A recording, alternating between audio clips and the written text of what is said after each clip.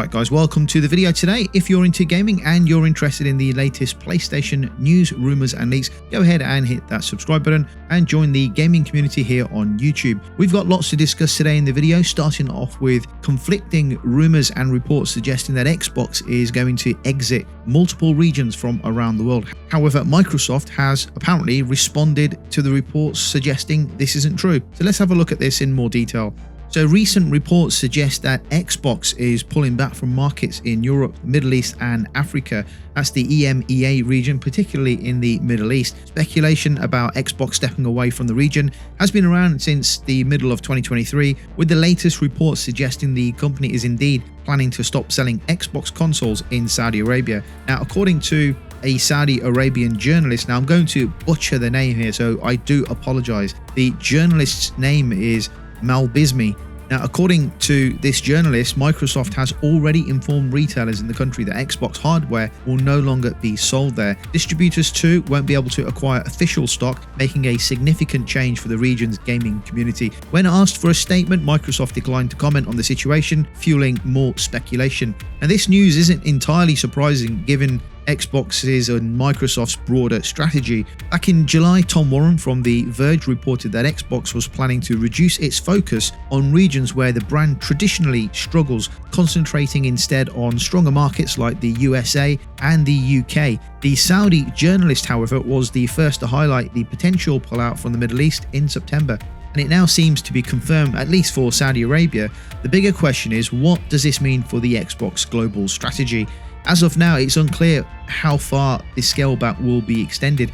However, PlayStation and Nintendo are poised to take advantage of Xbox's absence, potentially solidifying their presence in regions where Xbox is stepping back. Despite the rumours and uncertainty, Xbox remains committed to some of its core markets. Now, Amy Silverman, a senior executive at Xbox, stated to Windows Central that Xbox devices are still available in all officially supported regions, including Saudi Arabia, but hasn't actually denied the rumor. All Amy has done is confirm that, yep, product is still available and we're still officially supporting those areas. Yet the ongoing rumours have left many gamers in the Middle East questioning the long-term commitment of Xbox. While Xbox continues to expand into other regions like Japan, where it has been gaining significant traction, its future in areas like the Middle East remains uncertain. The shift could mark a major turning point for Xbox's global reach, making room for its competitors to seize more market share. It's never a good sign that a company is pulling its hardware from a country or region,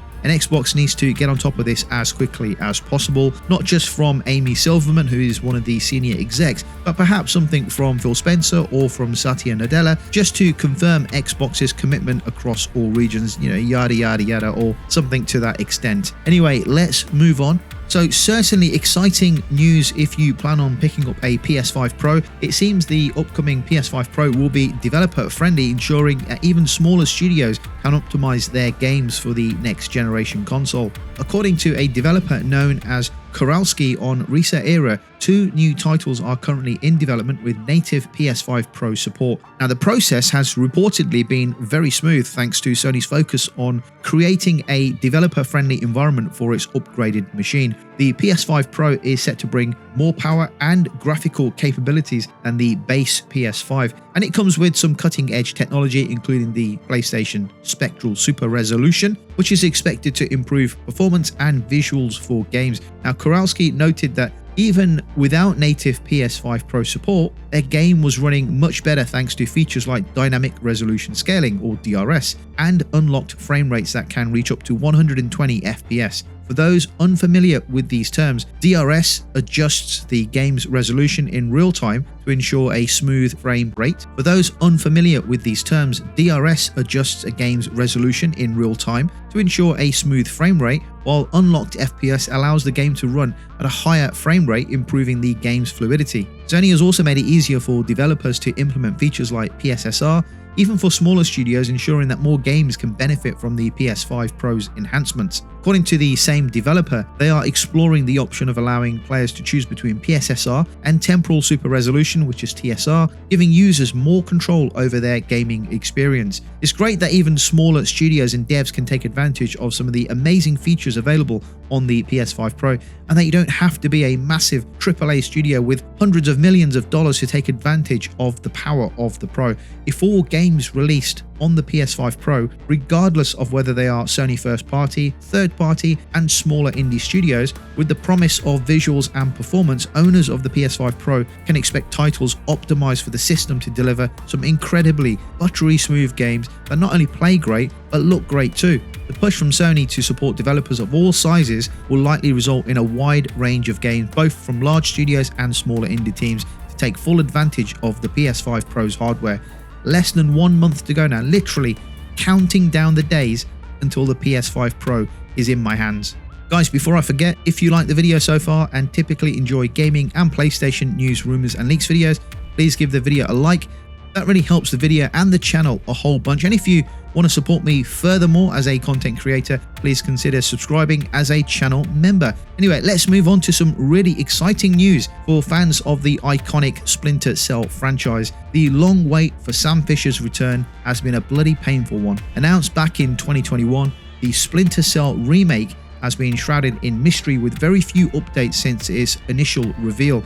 However, a recent report from Insider Gaming has provided a small glimmer of hope. The game is still in development, codenamed North. Now, according to sources, Ubisoft Toronto is using the Snowdrop engine to develop its Splinter Cell game, an engine which was previously used in games like Avatar: Frontiers of Pandora and Star Wars Outlaws. Ironically, both games flopped massively. Hopefully that is not a sign of things to come for Splinter Cell. Unfortunately, the game is still in early stages of development and a potential release is not expected until at least 2026. While this may disappoint fans, it's not entirely surprising given the scale and complexity of developing this kind of remake of this magnitude. Now, the Snowdrop engine has proven itself very capable in terms of delivering stunning visuals, and Ubisoft is aiming to revitalize the Splinter Cell game for a modern audience while staying true to its stealth action roots.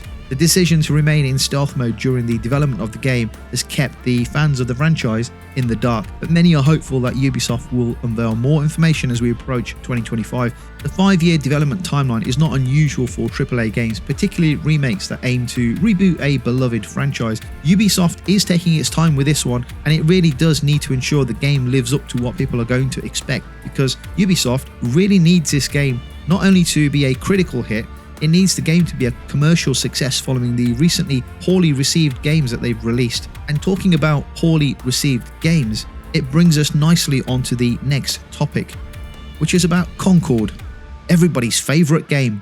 Now, Concord, a multiplayer shooter developed by Firewalk Studios, was meant to be a massive hit for Sony, but it stumbled out of the gate. Released in August of this year, the game quickly earned a reputation as one of the biggest flops in recent gaming history. Despite having a reported budget of anywhere between $200 million to $400 million, which is being debated still to this day as Sony hasn't confirmed what the budget was. It's all rumours and speculation about what was being reported at the time, but Concord failed to capture an audience, leading to speculation about its future. However, recent activity on Steam suggests that Concord might still be alive. Changes to the game's back-end files have started rumours that Sony is preparing to relaunch Concord. Gamers have been sharing screenshots from SteamDB showing that updates were made as recently as October the 8th, leading many to believe that Firewalk Studios is gearing up for a second chance, one last shot at success. Shifting Concord to free-to-play could breathe new life into the title, but it remains to be seen if that will be enough to save it. Industry analysts are skeptical, noting that the game's poor reception and low player numbers may be too much to overcome, even with a free-to-play relaunch. While relaunching as a free-to-play game could attract more players, there's no guarantee it will salvage the game or recoup Sony's massive investment. For now, Concord remains in a state of uncertainty, with Firewalk Studios also unsure of what they're doing going forward. Whether or not Sony decides to move forward with the relaunch, the game's fate could serve as a lesson in the risky nature of developing large-scale multiplayer shooters in an increasingly competitive and stagnant market. But let's say Sony spent, for argument's sake, $200 million on the development of Concord. Surely they would try everything in their power to try and recoup some of that money back. Me personally, I think it's a fucking disaster. I wouldn't touch it with a barge pole. It was a disaster when the game was signed off. Just look at the bloody characters of the game and that will tell you why it's a bloody disaster. I'm not really into live service games, so I'm not the target audience for this type of game. I'd much prefer a single player game that I can enjoy in my own time with great visuals, great set pieces, a great storyline. But just reading between the lines here with this kind of update at the back end on PC, there may be some truth to this. I mean, if Sony can put this out for free and get something back, that's okay. That's some relative success there. Get some money back in the bank, and we see what we can do with the game. But if they can't even give it away for free, it's time to shut up shop for Concord once and for all. Let me know your thoughts in the comments down below, guys. Thanks for watching. If you like the video, give it a thumbs up, and I'll catch you on the next video.